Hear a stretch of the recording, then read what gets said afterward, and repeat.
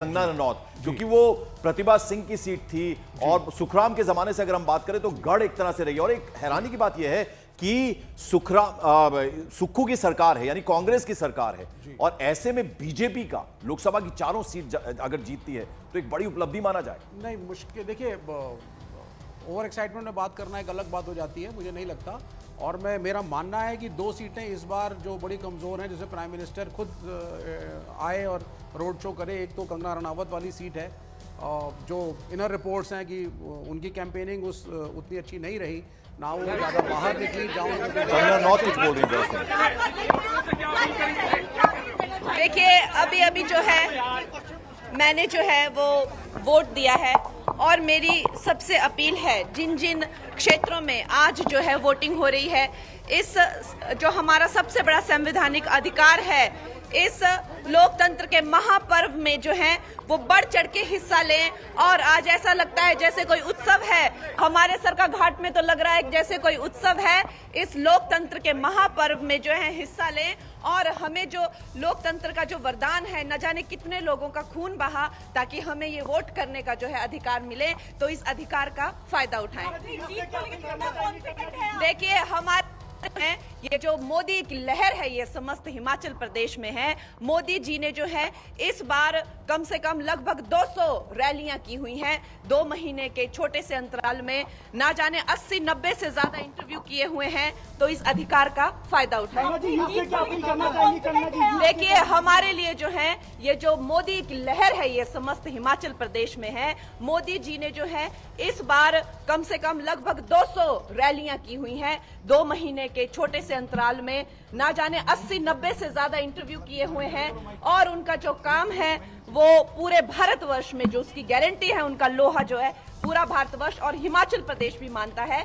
तो हम जो है मोदी जी की सेना है, और मुझे जो है अवश्य ही मंडी पार्लियामेंट्री का आशीर्वाद मिलेगा, और मोदी जी को जो है यहाँ पर भी हम लोग 4 की 4 सीटें जो है वो मोदी जी ध्यान करने गए हैं, विपक्ष उस पर सवाल उठा रहा है। मोदी जी ध्यान लगा रहे हैं, अभी उस पर सवाल उठा रहा है। मोदी जी जो है वो ध्यान अभी नहीं कर रहे हैं। वो जब राजनेता भी नहीं थे, जब कहीं ना कहीं पॉलिटिक्स से बिल्कुल नहीं जुड़े थे, तब भी हम लोग उनके कितने चित्र देखते हैं। यहाँ हिमालय की वादियों में वो न जाने कितने दशकों तक वो तपस्या करते रहे, वो कितने दशकों तक जो है ध्यान करते रहे। अब इन लोगों को उनके ध्यान से दिक्कत है। जो एक इंसान का जो है जीवन शैली जीने का तरीका है, वो इंसान अपनी जीवन शैली जीने का तरीका नहीं भूल सकता। अगर वो जो है ध्यान करते हैं तो करते आए हैं, अब भी करेंगे, उसमें क्या पता।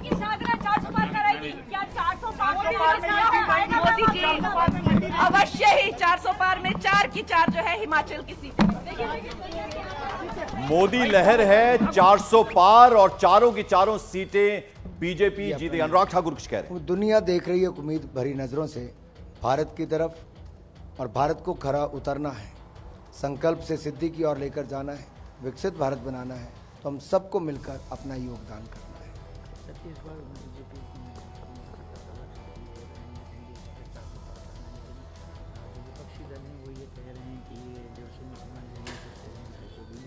जनता के आशीर्वाद से हमने 2014 में 282, 2019 में 303, इनके पूर्ण बहुमत की सरकारें बनाई जो 1984 के बाद बनी।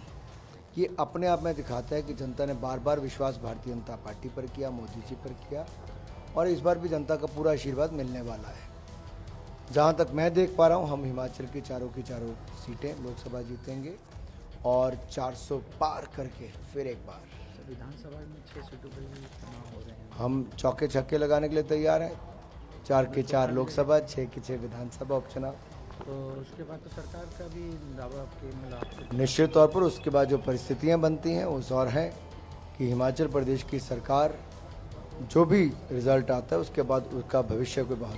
सर, कांग्रेस एग्जिट पोल का वो बाइकआउट कर दिए कि हम उसमें शामिल नहीं। ये अपने आप में दिखाता है कि कुछ राजनीतिक दलों ने चुनावी नतीजों से पहले ही हार मान ली है। वो अभी भी कैमरा फेस करने के लिए तैयार नहीं। वो इस चुनाव में जनता को फेस करने के लिए तैयार नहीं थे, क्योंकि उपलब्धियां थी नहीं, भविष्य की रणनीति थी नहीं। तो करें तो क्या करें। तो मैं यही कहना चाहता हूँ, आप चाहे 1 तारीख को इकट्ठे होकर जितनी मर्जी विपक्ष रणनीति बना ले, रणनीति इसके आसपास बनेगी कि हार का ठीकरा किस पे फोड़ना है, और इसके बाद क्या क्या बहाने लेकर सबने अलग अलग हो जाना है।